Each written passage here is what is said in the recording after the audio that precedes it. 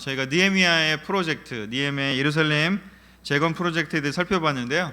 오늘은 그 느헤미야가 한 그 일 중에서 특별한 어떤 한 부분을 좀 다시 보려고 합니다. 그 부분은 무엇인지 느헤미야의 기도입니다.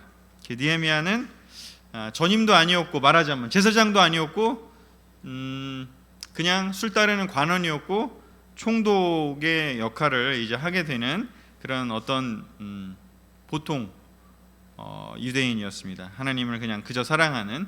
근데 이 느헤미야가 놀랍게 그 여러 가지 일들을 그 재건 프로젝트를 하는 데 있어서 가장 그 1장부터 13장까지의 그 내용들을 살펴보면 느헤미야가 그 모든 일을 추진하는 과정 속에 바로 이 기도가 그의 중심을 딱 잡아주고 있었던 것을 이렇게 보게 됩니다. 그래서 느헤미야의 기도에 대해서 오늘은 좀 살펴보려고 합니다. 기도, 바로 느헤미야의 기도가 이 안에 들어있는데요. 한번 느헤미야의 기도를 중심으로 살펴보려고 합니다. 하나님이 사용하시는 사람들은 다른 말로 하면 또 기도하는 사람이라고 할 수 있습니다. 왜 이런 이야기가 들어가게 될까요? 하나님께서 사람들을 사용하실 때 그 사람의 재능이나 그 사람의 능력이나 그 사람의 타고난 어떤 성품이나 그 사람이 세상적인 관점에서 봤을 때 쌓아 올린 그런 지식이나 지혜나 그런 것들이 풍성하다고 해서 하나님께 다 사용되는 것은 아니라는 것을 우리는 성경의 여러 장면들을 통해서 알 수가 있습니다. 왜냐하면 그냥 그들이 갖고 있는 그런 그가 노력한 것들을 갖고 만약에 그가 무언가를 잘한다면 거기에는 하나님의 영광이 드러날 수 있을까요? 아마 없을 겁니다. 그냥 어떤 일을 잘해도 그 사람 때문에 잘 된 거고, 그 사람이 능력이 있어서, 그 사람이 놀라워서, 그 사람이 똑똑해서, 그 사람이 뭐 돈이 많아서, 그 사람이 뭔가 인품이 좋아서 사람들에게 덕을 많이 베풀어서 그냥 이렇게 하고 말 겁니다. 그런데 성경에서 놀라운 일들을 하는 사람들을 보면 그가 가지고 있는 그런 타고난 것, 아니면 그가 인간적으로 세운 그런 것들은 그냥 기본 그 사람의 것이고요. 거기에 얼마만큼 하나님의 능력이, 하나님의 위대함이, 하나님의 파워가 그 사람의 삶에 함께하느냐에 따라서 그 사람의 진정한 놀라운 하나님의 역사가 그 안에 나타나게 되는 것이죠. 우리도 대부분 다 성경부하고 너무 놀라운 그런 어떤 하나님이 사용하시는 경험을 하는 적들이 아마 있을 것입니다. 크리스찬 삶에 있어서도 우리가 때때로는 우리의 힘으로 살아갈 때도 존재하고 또 하나님의 능력이구나라고 느끼면서 살아갈 때도 있는 것 같습니다. 그래서 하나님이 그럼 사용하시는 사람은 어떤 특징이 있냐를 살펴볼 때 성경에 많은 이야기들을 보지만 아브라함, 모세, 다윗, 이 수많은 예언자들, 그리고 예수님, 그리고 제자들을 포함해서 기도하는 사람, 하나님의 능력이 임할 수 있는 유일한 길인 바로 무엇일까요? 기도하는 사람에게야말로 하나님의 능력이 바로 임재하게 됩니다. 느헤미야는 a man of vision, 꿈이 있는 사람이었습니다. 왜냐하면 유대의 민족을, 자기 민족을 너무 사랑했고, 그래서 그 꿈을 가지고 멀리 그 페르시아 지역에 있었음에도 불구하고 다시 와서 예루살렘을 재건했습니다. 그런데 그가 그의 힘으로만 한 것이 아니라 너무 놀랍게도 그는 하나님의 능력을 의지하고 그 일들을 해냈습니다. 그래서 바로 그런 이야기를 오늘 살펴보게 될 텐데요. 그 첫 번째 장면을 좀 살펴보면 느헤미야 1장 4절에서 11절, 지난주에는 우리 4절까지만 봤는데 1절에서 4절까지 봤는데요. 4절부터 11절을 제가 조금 정리해서 중간에 좀 이렇게 너무 길기 때문에 좀 빠진 부분도 있지만, 물결무늬 된 부분 빠진 부분도 있지만 핵심인 부분을 제가 적어왔습니다. 같이 한번 읽어보겠습니다. 시작. 나는 이 말을 듣고 주저앉아 울다가 며칠 동안 슬퍼하고 금식하며 하나님께 이렇게 기도하였다. 하늘의 하나님 여호와여, 크고 두려우신 하나님이시여, 주를 사랑하고 주의 명령을 지키는 자에게 주는 약속을 지키시고 자비를 베푸시는 분이십니다. 여호와여, 내가 주의 종들인 이스라엘 백성을 위해 밤낮으로 부르짖는 기도에 귀를 기울이시고 들으소서. 나와 내 백성이 주께 범죄한 것을 고백합니다. 여호와여, 이제 주께서 하신 이 말씀을 기억하소서. 우리는 다 주의 종들이며 주께서 큰 능력과 힘으로 구원하신 주의 백성들입니다. 여호와여, 이 종의 기도와 주의 이름을 높이고자 하는 종들의 기도를 들으소서. 이제 주께서 이 종을 도우셔서 황제의 은혜를 입게 하소서. 아멘. 고국의 상황을 알게 됐습니다. 너무나 안 좋았고요. 지금 성벽이 제대로 세워지지 않았고 성전을 건축을 하긴 했지만 그 뒤에는 여전히 너무나 힘든 여러 가지 상황에 빠져 있었습니다. 그 이야기를 듣고 느헤미야는 주저앉아 울다가 너무 슬프다, 너무 아프다, 너무 어떻게 우리 고향이 이렇게 되다니 하면서 아파하고, 그리고 며칠 동안을 슬퍼하고 금식하면서 힘들어하고 있었습니다. 그런데 그가 어떻게 할까 고민하다가 한 것이 바로 무엇이냐면 기도였습니다. 그는 기도였습니다. 참 이렇게 아픈 소식을 듣고 이렇게 감정적으로 슬퍼지면 참 이렇게 다운되고 무기력해지는 것 같습니다. 집안에 누가 이렇게 좀 편찮으시거나 아니면 뭔가 상황이 좀 감정적으로 뭔가 이렇게 상처를 받은 사람들이 있다면 그들과 함께 그런 이야기들을, 안 좋은 이야기를 들을 때는 우리 감정이 슬픔에 차고 다운될 가능성이 높죠. 근데 그때 느헤미야는 그냥 계속 그 슬픔에 잠긴 것이 아니라 하나님을 생각했고요, 하나님께 기도했습니다. 하나님께 기도했습니다. 하나님이시여, 하나님은 어떤 분이신지 이야기를 했고, 그리고 바로 이스라엘이 왜 이렇게 포로 생활을 했는지도 하나님께 고백을 했고, 그 이스라엘 전체의 범죄였지만 느헤미야는 자기가 그런 것처럼 하나님께 그 죄를 범죄한 것에 대해서 인정하고 고백을 드렸습니다. 그렇게 하면서 여러 가지, 그렇지만 또 한 가지 예레미야서에 나온 것들과 여러 가지 그런 성경에 기록된 것처럼 다시 회복시켜 주실 것에 대해서 또 기억을 했고, 그것을 하나님께 말씀을 드립니다. 그리고 이제 마지막으로 여호와여, 이제 주께서 하신 이 말씀을 기억하소서 라고 하면서 하나님이 스스로 약속하신 것을 상기시키도록 이야기를 하고 있습니다. 이건 그냥 내가 원하는 게 아니라 하나님이 그렇게 해주실 거라고 말씀하셨던 것에 기반해서 들어달라고 하나님께 이야기를 하고 있습니다. 그게 무엇이었나요? 바로 이스라엘 백성들이 잘못하면 포로로 끌려가게 할 거고 고통을 당하게 할 거다. 그렇지만 완전히 멸망시키지는 않고 그들이 다시 하나님께 자기 자신을 낮추고 하나님을 찾으면 그들을 다시 구원시켜 주시겠다라고 하는 약속이 신명기부터 또 다른 예레미야에 있는 예언부터 해서 여러 곳에서 하나님께서 약속하신 것이었죠. 그래서 이 약속을 하나님께 상기시켜 드리면서 이제 도와달라는 기도를 드립니다. 우리는 다 주의 종들이며 우리 주의 백성입니다 라고 얘기하면서 제가 이제 이 일을 좀 해보고 싶습니다. 이렇게 계획을 세웠는데요, 그 계획을 황제의 은혜를 입게 하셔서 그것을 할 수 있도록 해달라고 기도를 드립니다. 참 너무 놀라운 이 기도의 그 어떤 이 내용들을 좀 살펴보게 되는 것 같습니다. 처음에 느헤미야 어떻게 기도하는지 하나님에 대해서 그냥 이렇게 설명을 드려요. 하나님이 어떤 분이신지, 하나님이 정말 크고 위대하신 분이시고 어떤 성품에 대해서 이야기를 드리고요. 그리고 난 다음에 하나님께서 하신 약속 때문에 우리가 뭘 잘못했는지, 그리고 우리에 대한 또 약속이 뭔지, 그렇게 하면서 내가 이제 정말로 하나님께 말씀드리고 싶은 주제를 마지막에 말씀을 드려요. 근데 제가 이제 5년 6년 팀들하고 또 캠퍼스로 간 친구들도 포함해서 시간을 많이 이렇게 보내다 보니까 기도를 하게 되면요, 우리 팀들의 기도는, 우리 어느 친구들의 기도는 일단 시작하자마자 하나님 뭐 해주시고요, 뭐 해주시고요, 뭐 해주시고요, 뭐 해주시고요, 계속 뭐 해주시고요. 다 거의 그 요술램프의 지니 수준이죠. 나오세요 이제 하나님, 저에게 이걸 해주세요, 저에게 이걸 해주세요.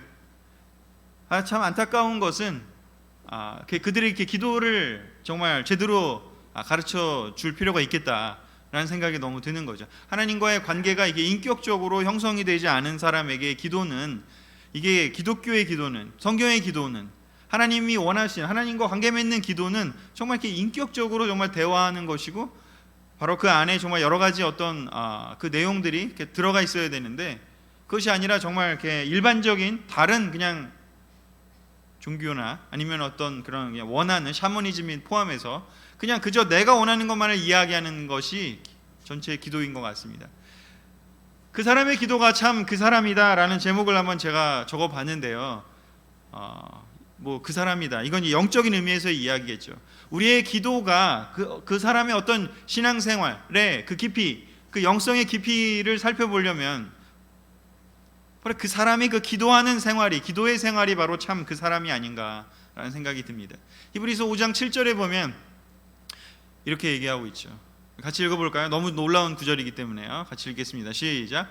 예수님은 세상에 계실 때 자기를 죽음에서 구원해 주실 분에게 크게 부르짖으며 눈물로 기도와 소원을 올렸고 경건한 복종으로 하나님의 응답을 받으셨습니다.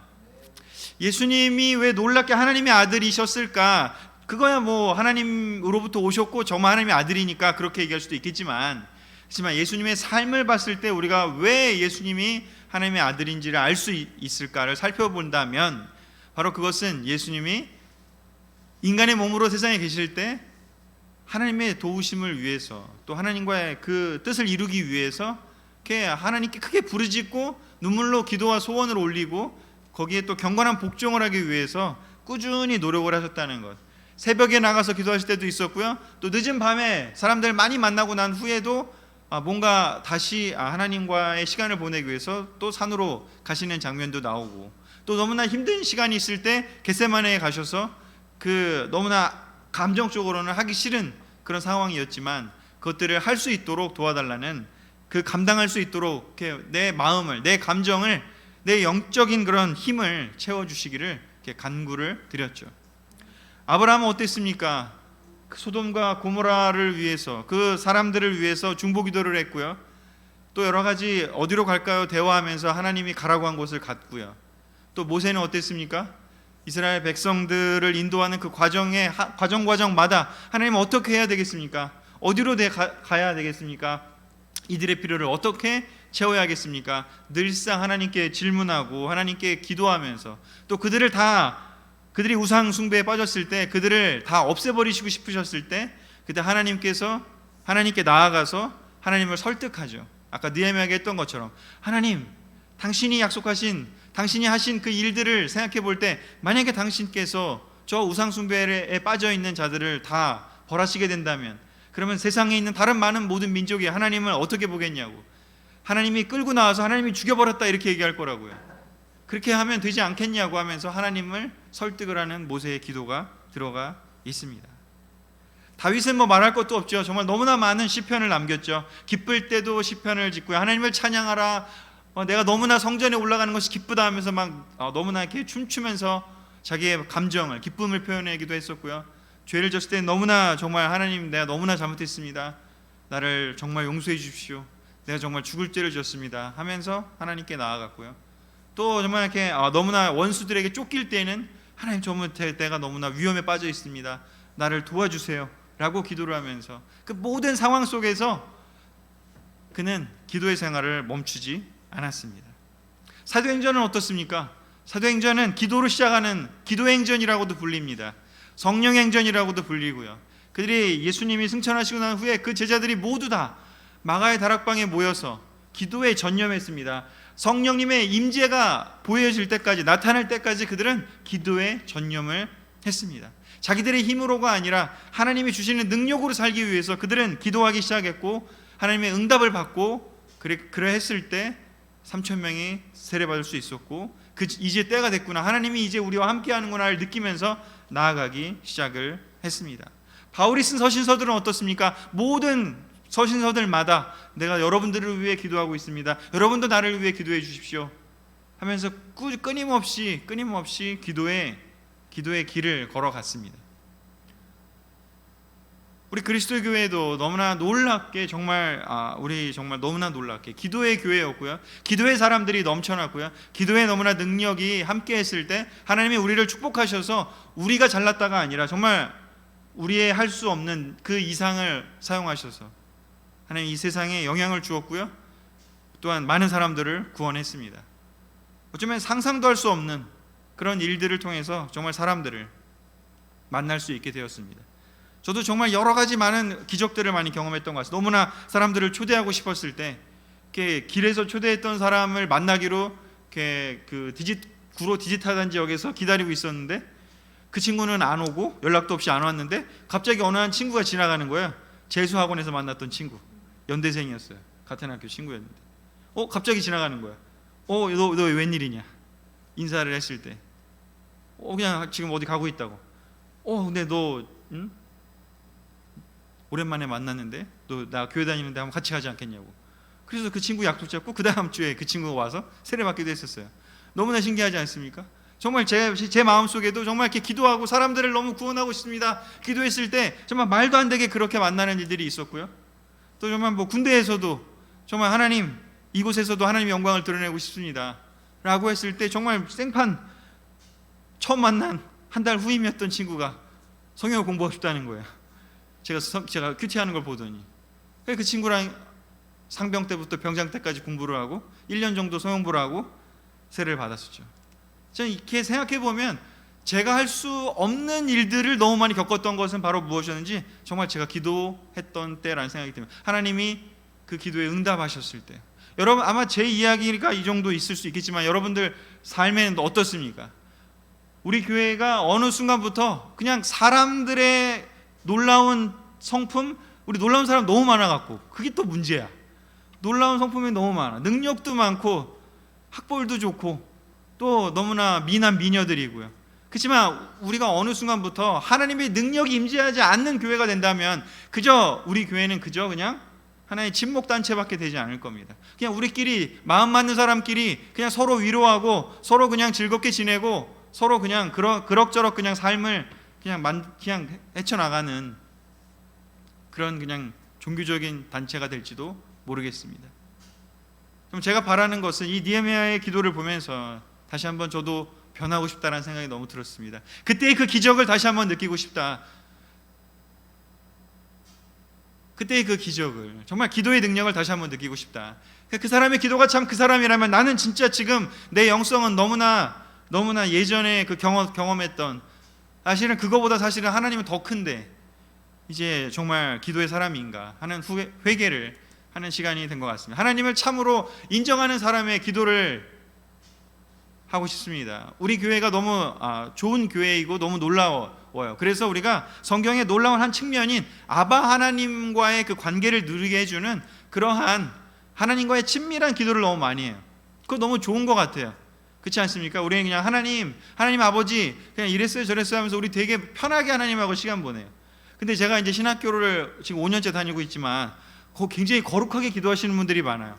처음에는 저도 예전 교회에서 거룩하게 기도를 했었던 사람이지만 근데 또 다른 종교의 전통에서 보면 사실 그분들은 우리 왕이신 하나님, 우리의 주인이신 하나님으로서 하나님을 굉장히 경외하고 굉장히 위대하신 분으로 하나님을 하나님답게 대접해드리는 것으로 굉장히 놀랍게 그렇게 또한 기도하는 모습들을 보면서 이게 우리가 어떤 면에서는 하나님을 너무 가깝게 느끼는 것도 좋지만 그 하나님의 디그니티, 그 하나님의 위대하심, 그 하나님을 경외하는 어떤 그런 마음들, 이 두 가지가 사실은 다 우리의 마음속에 있어야 되는 것이 아닌가 생각이 듭니다. 하나님과 너무 친한 것도 좋은 거고요. 그분들은 어떻게 보면 그거를 또 너무 이렇게 못 느끼는 것이 한계라면 우리는 또한 어떤 면에서는 우리의 왕이신 하나님, 우리의 주인이신 하나님, 우리의 창조주신 하나님, 우리의 구속주이신 하나님, 우리의 심판자이신 하나님, 정말 경외의 대상으로서 우리가 존중해 드려야 하고 그 안에 납작하게 엎드려야 되는데 그냥 우리가 요술램빛 지니처럼 그냥 하나님을 대하는 건 아닌가.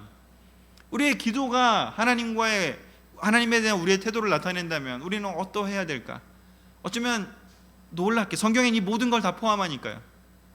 하나님과 너무 가깝게 아바 하나님, 어린아이가 아빠라고 하듯이 하나님을 정말 그렇게 기도하라고 예수님도 얘기했고 예수님도 그렇게 기도했기 때문에 그것도 너무나 필요하고요. 하지만 우리가 또 한 가지 우리 경외의 대상이신 하나님으로서 존중해드리고요. 우리가 정말 이렇게 깊게 왕이신 하나님으로서 우리가 그 기도를 했으면 좋겠습니다.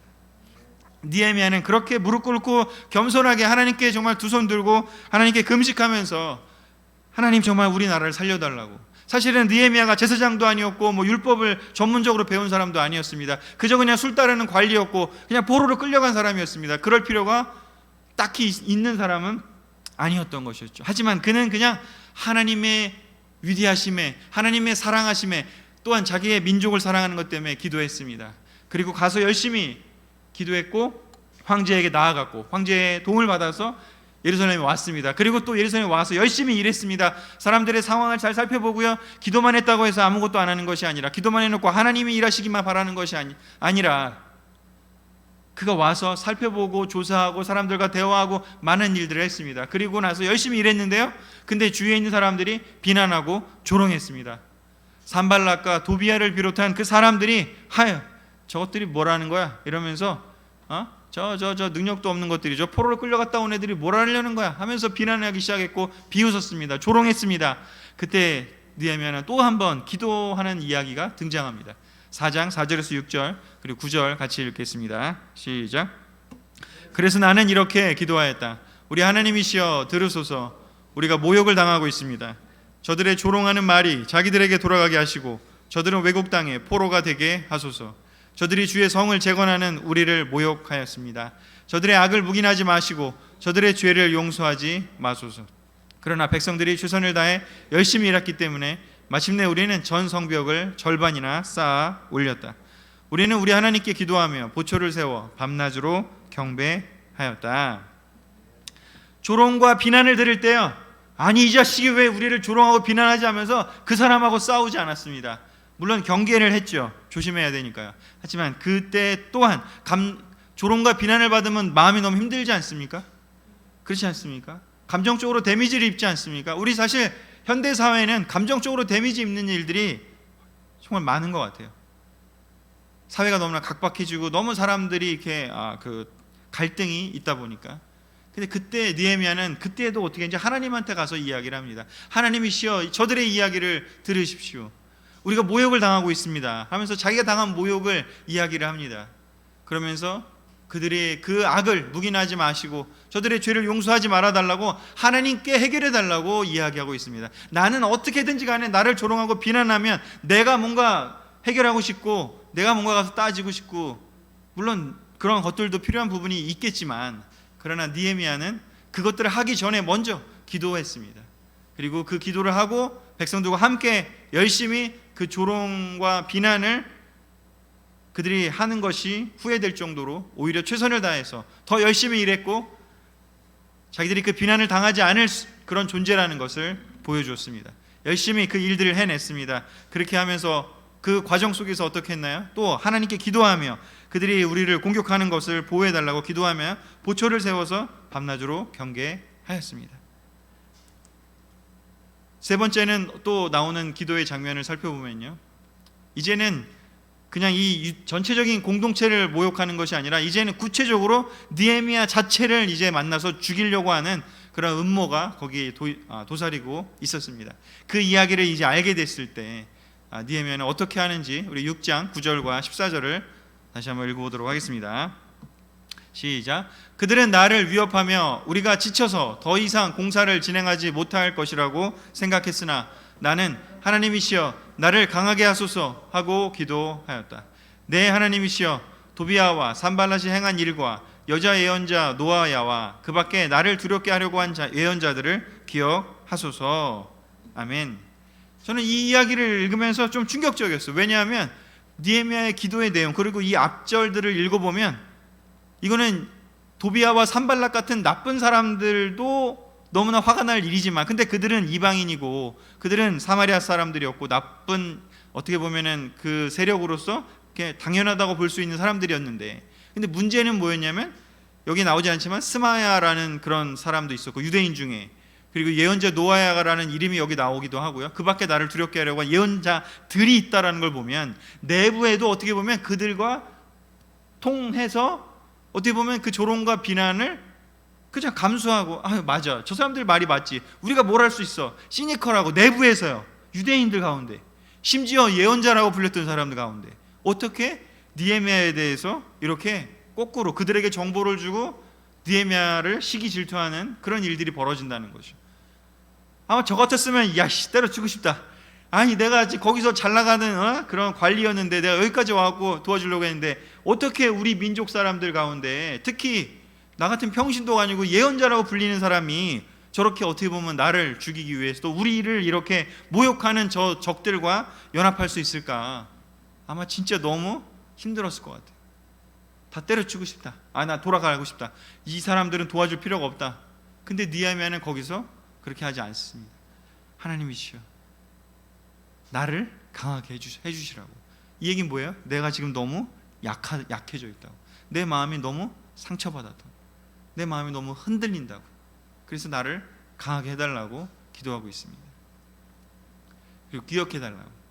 느헤미야가 한 일은 무엇인지 상황이 이렇습니다. 설명해주고요. 하나님 기억해달라고. 하나님이 기억하는 게 얼마나 무서운 일인지요. 하나님이 좋은 사람으로 기억하는 것도 너무 놀라운 일이지만, 하나님이 나쁜 사람이라고, 악을 저지르는 존재라고 기억을 하는 것이 얼마나 그게 위험한 일인지를 느헤미야는 알고 있었던 겁니다. 그래서 하나님께 그들의 이름을 알려드리고 그들을 말씀드리면서 그들을 기억하시고요, 하나님 뜻대로 해달라고 이야기를 하고 있습니다. 나는요, 그저 나를 강하게 해서 내가 이 일을 하게 해달라고 이야기하고 있습니다. 참 너무 놀랍다는 생각이 들어요. 이렇게 상처받고 이렇게 흔들리는 상황이 되면 기도하기보다는 정말 화가 나고요. 아니, 누구라도 만나서 커피 한잔 마시면서 내가 지금 얼마나 열받는지 알아? 이러면서 진짜 막 좀 얘기하고 싶고, 누가 나를 정말 그냥 좀 이렇게 위로해달라고, 인간적인 위로를 너무 받고 싶을 것 같은데, 근데 느헤미야는 하나님에게서 힘을 얻기 위해서 이렇게 하고 있는 모습을 보면서 저랑 너무 많이 다르고 너무 배우고 싶다라는 생각이 너무 들었습니다. 네 번째요, 느헤미야가 중요하게 생각한 기도, 이제 네 번째 장면을 살펴볼 텐데요. 느헤미야 13장입니다. 19장이 아니고 14절부터 19절입니다. 같이 한번 읽어볼까요? 시작. 내가 아르타크셀크세스 황제의 20년부터 32년까지 12년 동안 유다 총독으로 있으면서 나와 내 형제들은 총독에게 당연히 지급되는 양식을 먹지 않았다. 하지만 나는 하나님을 두려워하여 그렇게 하지 않고 오히려 성을 재건하는 데 온갖 정력을 쏟았으며 한 치의 땅도 싸놓지 않았다. 그리고 나와 함께 있는 모든 사람들도 성을 재건하는 데 힘쓰도록 하였으며, 총독이 당연히 받아야 할 양식을 요구하지 않은 것은 백성들의 부담이 너무 큰 것을 알고 있었기 때문이다. 이때 나는 이렇게 기도하였다. 나의 하나님이시여, 내가 이 백성을 위해서 행한 모든 일을 기억하시고 나에게 은혜를 베푸소서. 아멘. 12년 동안 열심히 성벽을 쌓고 사람들과 함께 어울리고 여러 가지 일들을 했고, 그러면서도 정말 청렴하게 지내기 위해서 총독한테 지급되는 그런 양식도 먹지 않고, 그리고 하나님을 두려워하면서 열심히 그 일을 했습니다. 함께 있는 모든 사람들과 함께 성을 재건하는 일에 너무나 힘썼습니다. 여러분들이 지금 바이블톡에서 서로 사랑하기 위해서, 서로 격려하고 서로 선한 일에 힘쓰기 위해서 열심히 노력하는 것처럼 느헤미야도 열심히 그렇게 일을 했습니다. 그리고 그때마다, 근데 느헤미야 그렇게 해놓고 느헤미야가 기도한 것은, 나의 하나님이시여, 내가 이 백성을 위해서 행한 이 모든 일들을 기억해달라고. 아까 기억은 나쁜 기억을 얘기한, 여기는 하나님의 좋은 기억, 나를 또한 기억하시고 나에게 은혜를 베풀어 달라고요. 하나님이 모든 걸 다 알고 계시고, 사람들은 좀 뭐 알든 모르든 그게 중요한 게 아니라 하나님이 나를 기억하시고 나한테 하나님의 은혜를 베풀어 달라고 이야기를 하고 있습니다. 참 대부분의 지도자들은, 대부분의 앞에 선 사람들은 뭔가 사람들이 인정해 주기를 바라고, 사람들이 너무나 존중해 주기를 바라고, 사람들이 높여 주기를 바라는 마음이 많을 것입니다. 그런데요, 느헤미야는 하나님을 의식했고요. 근데 대표적으로 성경에 느헤미야의 반대의 일을 한 사람 바로 누굴까? 사울이라고 볼 수 있습니다. 사울은 어떤 기도를 했는지, 어떤 요구를 사무엘에게 했는지를 살펴볼 때 사무엘상 15장 30절을 보면요, 내가 범죄하였어. 하지만 나와 함께 돌아가서 내가 당신의 하나님 여호와께 경배할 수 있게 하여 적어도 내 백성의 지도자들과 모든 이스라엘 군중 앞에서만이라도 나를 높여주시오라고 이야기를 합니다. 자기가 범죄한 거를 알아요. 그리고 하나님 앞에 잘못한 것도 알아요. 근데 사무엘은 포커스가 뭐냐면, 그건 너무 나중 얘기고요, 하나님 안 보이니까 나중 얘기고요, 중요한 건 지금 내 자리가 지금 중요합니다. 그러니까 제발 내 백성들과 내 이스라엘 군중 사람들 앞에서만이라도 나를 높여주셔서 내가 버림받지 않은 것처럼 보여지게 해달라고요. 실제로 하나님이 버리고 안 버리고는 중요하지 않고요, 하나님이 안 버린 것처럼 나를 좀 이렇게 높여주세요. 그러면 괜찮을 것 같아요 라고 얘기해요. 사울의 머릿속에는 하나님이 없어요. 사람들만 있고 자기 자리만 있어요. 자기가 사는 동안 그저 그냥 사람들이 자기를 그냥 인정해 주기만 하면 되는 거예요. 자기 자리를 그냥 보존하기만 하면 되는 거예요. 그냥 먹고 사는 거에 문제가 없으면 되는 거예요. 느헤미야는 너무 다르지 않습니까? 느헤미야는 전적으로 그렇게 12년 동안 열심히 일했으면요, 사람들의 존중을 받아 마땅하지 않겠습니까? 그럼에도 불구하고 그의 마음속에는 그걸 기대하는 마음이 있었음에도 불구하고 기도함으로써 그것을 극복하려고 애를 쓴 것 같아요. 제가 보기에는. 어떻게 사람이 없었을까요? 없었으면 진짜 짱이고요. 자, 있었을 것 같아요. 그때 그가 하는 기도를 보면 그가 얼마나 노력했는지, 정말 순수하게, 정말, 그리고 하나님의 축복이 사람들의 인정보다 훨씬 더 값어치가 있다는 걸 그는 알았던 거겠죠. 그것이 바로 차이가 아니었을까라는 생각이 너무 듭니다. 그리고 나서 느헤미야 13장 그 6절에 10절을 보면 이제 그렇게 12년 동안 일하다가요, 어느 정도 다 좀 해결해 놓고 이제 느헤미야가 이제 예루살렘을 이제 떠나는 시간대가 좀 있었어요. 다시 그 궁으로 복귀하는 시간대요. 느헤미야 13장 6절에 10절에 보면 이렇게 나와 있는데요. 그러나 이 당시에 나는 예루살렘에 없었다. 이것은 내가 페르시아의 아르타크세스 황제 32년에 황제에게 돌아갔기 때문이었다. 얼마 후에 나는 황제의 허락을 받아 다시 예루살렘으로 돌아왔을 때 엘리야십이 하나님의 성전에 있는 방을 도비야에게 제공한 사실을 알게 되었다. 나는 분노를 금할 수가 없어서 도비야의 모든 물건을 밖으로 집어던지고 명령하여 그 방을 정결하게 한 다음 성전 기구와 제물로 바칠 곡식과 향을 다시 들여놓았다. 나는 또 백성들이 레위 사람들에게 돌아갈 몫을 주지 않았기 때문에 직무를 수행하는 레위 사람들과 성가대원들이 모두 예루살렘을 떠나 자기 고향으로 돌아간 것을 알게 되었다. 이 장면, 이 이야기를 한번 여러분 들어보십시오. 12년 동안 일하다가요, 잠깐 황제에게 돌아갔어요. 보고도 해야 되고 또 뭐 더 지원도 받고 뭐 여러 가지 하기 위해서 간 거겠죠. 그리고서는 다시 돌아왔더니 어떤 일이 벌어져요? 제사장이었던 엘리야십이라는 사람이 적이었던 도비야에게 성전의 방도 제공하고요.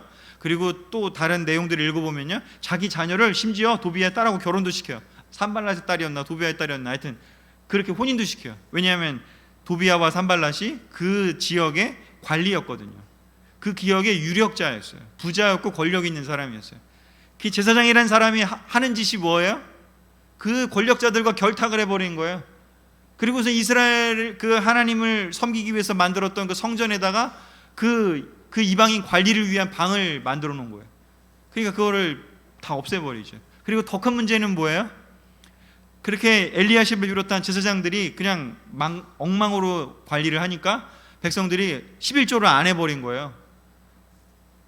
교회에서 뭔가 문제 생기고 막 뭐가 혼란스럽고 그러면 사람들을 헌금 안 하고 막 그런 건 비슷한 거죠. 근데 여기서 그렇게 했더니 어떤 일이 벌어져요? 백성들이 레위 사람들에게 들어갈 몫을, 즉 11조 하지 않았으니까. 그랬더니 레위 사람들은 어떻게 해요? 이제 뭐 수입이 없으니 어떻게 이제 다 그냥 돌아가는 거죠. 그냥 완전 체계가 다 무너진 거예요. 12년 동안 그렇게 열심히 해갖고 겉으로는 성벽을 짓고요, 그 다음에 실질적으로는 사람들을 이렇게 체계를 만들고 제대로 되도록 이렇게 에스라와 함께 해서 그 조직도 만들고 많은 것들을 체계를 잡아놨는데 그 잠깐 없어진 그 얼마 동안 이렇게 엉망이 되는 걸 보면, 다시 돌아왔을 때 이걸 봤을 때 아까 그 느꼈던 그 힘든 것보다 훨씬 더 힘들지 않았겠습니까? 내가 도대체 뭐 한 거지? 한 2, 3년 동안 한 건 뭐지? 이게 진짜 허송 세월 한 건가? 아마 훨씬 더 실망감이 사로잡을 수 있을지 몰라요. 근데 느헤미야는 어떻게 하는지요? 포기하거나 좌절하거나 다운되거나 하는 마음이, 감정은 들었을지 몰라도 실제로 행동하는 걸 보면 그렇게 하지 않습니다. 다시 그들을 그 방을 정결하게 하고요, 그리고 다시 레위 사람들 다 불러 모으고요, 다시 또 정결하게 다시 또 그 체계를 잡습니다. 느헤미야 13장의 상황은요, 지도자들이 이방 유력자들과 결탁을 하고요, 심지어 혼인까지 하고요, 성전에서 일하던 사람들 다 떠나기도 하고요, 또 심지어는 안식일에 두로에서 시돈에서 사람 상인들이 와서 장사를 하는데 그것들을 제지하지 않아요. 우리 신약 성경에서 봐서 알 것지만 성전에서 장사하면요, 그 수수료 누가 가져가요? 제사장들이 가져가요. 이 진짜 나쁜 제사장들이 지도자들인 거죠. 저 시대에도요. 바빌로니아 포로에 갔다가 왔음에도 불구하고 왜 이런 사람들이 아직도 지도자를 하는지는 모르겠지만, 하지만 느헤미야 13장의 이 상황을 보면 참 열심히 하려고 하는 느헤미야와 에스라가 있는 반면에 그렇지 않은 엘리야십과 또는 뭐 스마야와 아까 뭐 여자 예언자 뭐 노아야와 뭐 이런 사람들이 또 있었던 것 같아요. 참 안타까운 일이죠. 어떻게 보면 교회가, 성전이 느헤미야가 한 것처럼 이렇게 뭔가 이렇게 내 인생이 뭐였지? 하나님 뜻대로 섬기며 살았는데 왜 이렇게 이상해지지?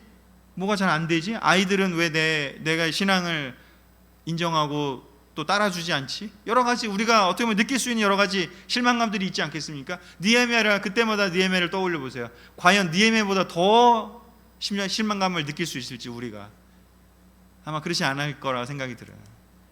근데 느헤미야는 어떻게 해요? 13장 11절부터 13절을 같이 읽겠습니다. 시작.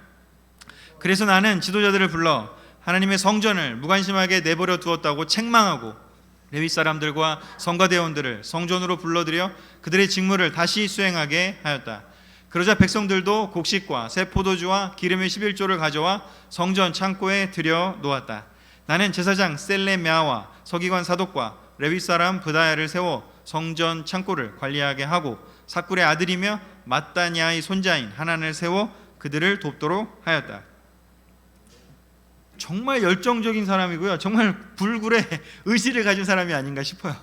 이렇게 힘든 상황이었는데 어쩌면 그들의 정체가 드러나게 돼서 너무 기뻤을지도 모를 것 같아요.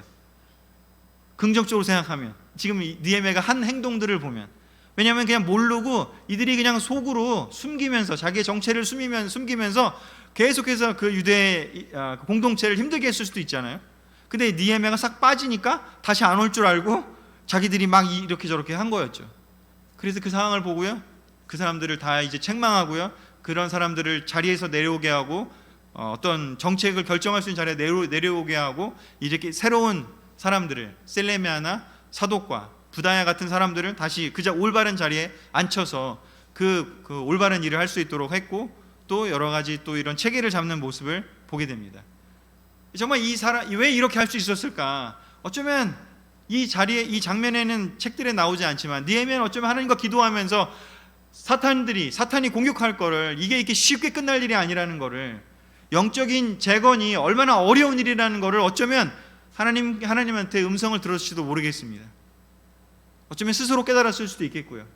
그렇기 때문에 불굴의 의지를 가지고 이렇게 어려운 상황을, 여러 어려운 상황을 자기와 함께하는 그 뜻 있는 사람들과 함께, 하나님을 정말 경건하게 섬기는 그 사람들과 함께 이 반대하는 사람들의 이런 문제들을 해결해 나아가면서 공동체를 정화하기 위해서 얼마나 노력을 했는지를 우리가 볼 수 있습니다. 이렇게 하면서요, 좀 아까 읽은 그 구절들의 뒤에 장의 마지막 이제 내용들인데요, 그때도 초점을 잃지 않고 느헤미야는 이렇게 기도합니다. 같이 읽겠습니다. 시작. 그때 나는 이렇게 기도하였다. 나의 하나님이시여, 내가 주의 성전을 위해 성실하게 행한 일을 기억하시고 잊지 마소서. 또 그때 나는 이렇게 기도하였다. 나의 하나님이여, 이 일에도 나를 기억하시고 주의 크신 사랑을 따라 나에게 자비를 베푸소서. 느헤미야는 기도의 남자였기 때문에, 기도의 사람이었기 때문에 초점을 잃지 않습니다. 하나님에 대한 초점을 잃지 않습니다. 내가 주의 성전을 위해 성실하게 행한 일을 기억하고 잊지 말아달라고요. 사람들의 신경 쓰지 않습니다. 그저 하나님만 바라보고 자기가 해야 될 일을 계속해서 해 나간 거죠. 이 구절만 보면 요한복음 2장에 예수님이 떠올라요. 예수님하고 너무 다 비슷하더라고요. 그리고 또 그 뒤에 22절에도요, 하나님이시여, 이 일에도 나를 기억하시고 주의 크신 사랑을 따라 나에게 자비를 베푸소서. 하나님이 주실 자비를 계속해서 의지하고 있습니다. 하나님의 기억을, 예수님이 너희들의 이름이 하늘나라에 기록되어 있는 것을 보고 그것만으로 기뻐해라라고 이야기한 것처럼, 이 느헤미야는 하나님이 기억하는 것에만 기뻐했고 포커스했습니다. 결국은 초점을 잃지 않고 느헤미야는 계속해서 그 지도자들이 힘들게 했을 때도 이렇게 기도합니다. 마지막 그 13장의 마지막 구절인데요, 그때 난 이렇게 기도하였다. 나의 하나님이시여, 저들이 제사장의 직분을 더럽히고 레위인들과 제사장들에 대한 규정을 어겼습니다. 그러므로 저들의 소행을 기억하소서. 나는 제사장들과 레위인들을 이방 사람들의 모든 더러운 것에서 깨끗하게 하여 그들의 직무를 맡아 수행하게 하고, 또 정한 때에 제물을 태울 나무와 첫 열매를 가져오게 하였습니다. 나의 하나님이시여, 이 모든 것을 기억하시고 나에게 은혜를 베푸소서. 이렇게 하고 이제 느헤미야는 끝이 납니다. 그 뒤에 또 뭐 어떤 일이 벌어졌는지 또 뭐 많은 일들이 있었겠죠. 어찌됐건 느헤미야의 그 성경은 이렇게 마무리가 됩니다. 참 너무 놀랍게 이 책은 어쩌면 유대인들이 성벽을 잘 쌓고 뭔가 포로에 끌려갔다 다시 돌아와서 뭔가 재건을 잘했다는 게 포커스 또는 주제라고 저는 생각했었는데 다시 읽어보니까 이거의 주제는 뭐였냐면 느헤미야의 기도가 주제가 아닌가라는 생각이 다시 들어요. 이 뒤에도 아마 뭐 어려움이 있지 않았겠습니까? 실제로 말라기서나 이런 걸 보면 더 이상해지잖아요. 왜 느헤미야서의 성경을 이렇게 끝을 느헤미야의 기도로 끝냈을까? 그러니까 포커스가 성전이 제대로 됐냐 안 됐냐. 그러니까 뭔가 사람들의 관점에서는 역사에서도 뭔가를 뭐 점령했다, 뭔가를 건축했다, 뭔가를 발견했다, 무슨 위대한 발견을 했다, 무슨 업적을 세웠다. 사람들은 거기에 포커스하지 않습니까? 그러나 하나님이 포커스하는 건 뭔지, 이 사람이 이렇게 기도했어, 이 사람이 이렇게 포커스를 잃지 않았어, 이 사람이 이런 마음을 가지고 나와 관계를 맺으면서 살았어. 성경의 관심은, 하나님의 관심은 이게 아닌가라는 생각이 드는 이 구성이 아닌가라는 생각이 들었습니다. 마지막 슬라이드인데요, 정리하겠습니다. 느헤미야의 기도가 오늘의 주제였는데요, 하나님은 느헤미야의 기도를 다 들으셨고 이렇게 기록을 하셨습니다. 또한 우리에게도 아마 그러실 것입니다. 하나님은 한 사람 한 사람, 우리 제자가 되는 한 사람 한 사람들의 모든 사람들의 기도를 다 들으셨고 다 기록을 해 두실 겁니다. 그리고 우리가 뭘 이루었고, 뭘 초대했고, 무슨 역할을 했고, 무슨 업적을 남겼고, 그런 것들은 그저 그냥 인간적인 관점에서 중요한 거고요. 하나님 관점에서 중요한 건요, 이 사람이 이때 이렇게 기도했고, 하나님 이 사람이 이때 이렇게 나에게 마음을 지켰고, 이 사람이 이때 이렇게 찬양했고, 이 사람이 이때 이렇게 너무 놀랍게 나에게 말을 했다, 나하고 시간을 보냈다. 하나님이 기억하는 것들은 어쩌면 그것이지 않을까, 그런 생각이 너무나 들었습니다. 제가 지난주에 우리 다시 한번 우리 6월 7월에 우리 한번 느헤미야 프로젝트 하자고 말씀을 드렸는데요, 오늘 지난주에 이어서 다시 한번 말씀드리고 싶은 건, 우리 기도의 제자가 됩시다. 기도하는 그런 남자와 여자가 되면 너무 좋을 것 같습니다. 우리 6월 7월 우리 정말 우리 꼭 1월 2월에만 그렇게 막 기도 리스트 적어가지고 하는 그런 기도하는 그런 시간이 아니라, 정말 개인적으로 여러분들이 새벽이든 아니면 밤 늦은 시간이든 아니면 정말 느헤미야가 한 것처럼 막 일하면서도 잠깐 기도하든지, 아니면 여러분들 식사하시고 그 점심 식사하시고 요즘에 이렇게 커피 들고 산책 많이 하시던데 그렇게 가서 산책하면서 기도하시고, 정말 우리가 할 수 있는 그런 모든 시간들을 동원해서 우리가 정말 기도하는 분당교회가, 기도하는 캠퍼스가, 기도하는 영 프로페셔널 형제자매들이 된다면, 그렇다면 우리는 하나님이 하실 수 있는 일들을 또다시 경험할 수 있을 건데요, 그렇게 하지 않는다면요, 그냥 계속 그냥 인간적인 침묵 수준의 그 경험밖에는 우리는 더 이상 할 수 있는 것이 없을지도 모르겠습니다. 우리 다 같이 기도하는 기도의 프로젝트를 우리 해보는 그런 6월 7월 됐으면 좋겠습니다. 말씀 마치겠습니다.